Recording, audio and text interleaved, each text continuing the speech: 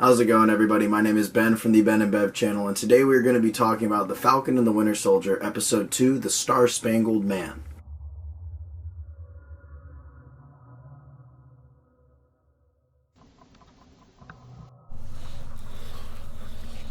So this episode actually starts out with an intro sequence showing John Walker kind of discussing how he felt before he went out on that football field set up as Captain America. And you find out it's actually his high school football stadium, and he's just trying to fill the gap and do the best of a job that he can, even though he knows he can never be quite what Steve is. And he goes on and talks about how even though he doesn't have super strength or the gadgets, he has the guts, and that how he feels like spiritual brothers with Steve, even though they never met. And at this point, we get a really nice scene showing Bucky watching the TV, beginning to get really agitated, which leads to him showing up right as Falcon is leaving for his mission to investigate the Flag Smashers. And at this point, you realize that this episode is actually probably the last of the scenes that we saw in that initial trailer for Falcon and Winter Soldier. We get the picking up of the package sequence inside of the semi-trucks as we have a fight with some people who are a little stronger than they seem, and there's a couple different elements to that they didn't show us in the trailer that I'm not going to spoil here, at least until we get to that segment of the video.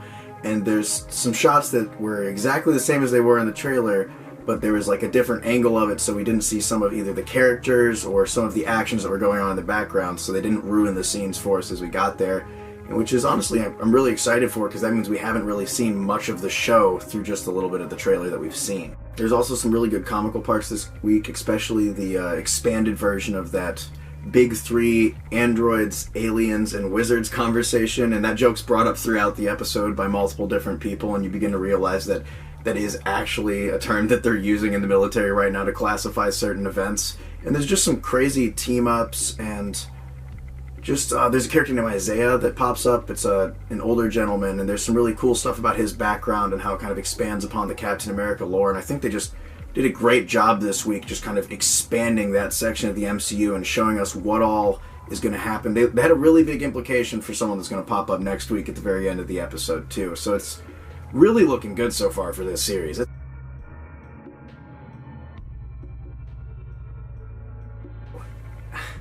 don't even know what to say. Sebastian Stan is killing it. So that first scene where they have like Bucky walking up to Falcon all angry, that felt, I don't know, something about it just felt extremely natural to me. The way that Sebastian Stan is playing Bucky in this series is very convincing. I don't know if he just because he reminds me of someone that I knew or what, but something about his character is just so much more amplified than any of the previous things he's been in, and it's just interesting to see the kind of the tax that his life has had on him, and also kind of the, not disregard, but how people kind of treat him like he has a disregard for normal things because he's lived so long, and how him and Steve, as it keeps getting brought up this whole episode, people keep comparing him to Steve, and that's a central conflict, I think, with his PTSD, is because that's such a high pedestal to even be held to, especially with his background and what exactly it is he's trying to overcome. I had a feeling it was going to end up being a group fight sequence with the new Captain America showing up, especially when they were just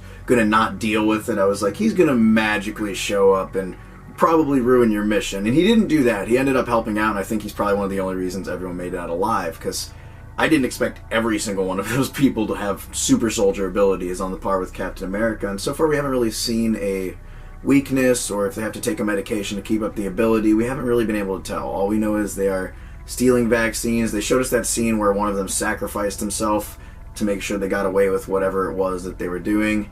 And that whole aspect is very mysterious so far, and I really don't know where that's going. They have weird support in other countries, and it seems like a lot of people are kind of in support of this super soldier enigma that's trying to take over the power of everything and return it to what it was before and not what it is now.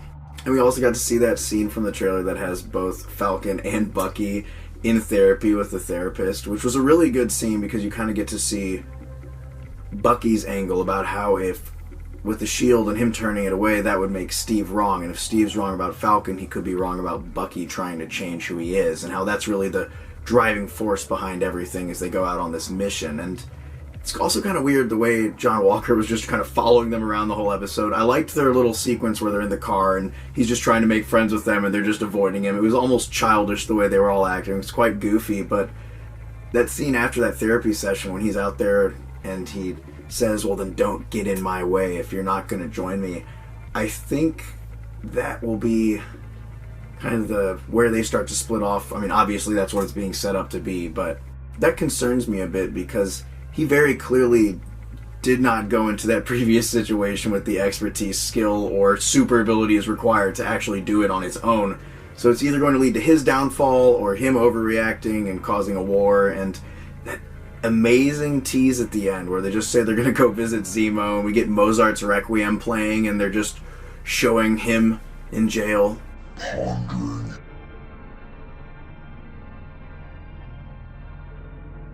In short, it was nice to see our two main characters finally have a moment to build that chemistry together, and it's almost instant as soon as they get together. Every moment they're on screen is packed full of energy. The action sequences this week were absolutely insane, and some of the dialogue choices where they have us introduced to John Walker more and kind of understand his motives and understand why he acts the way he acts, his background, and why he thinks he has what it takes to be Captain America, and kind of goes towards his cocky attitude. And I also really appreciated that, well, Bucky's Gandalf joke. I really appreciated that, and I really appreciate Sebastian Stan and the way he's playing Bucky right now as well.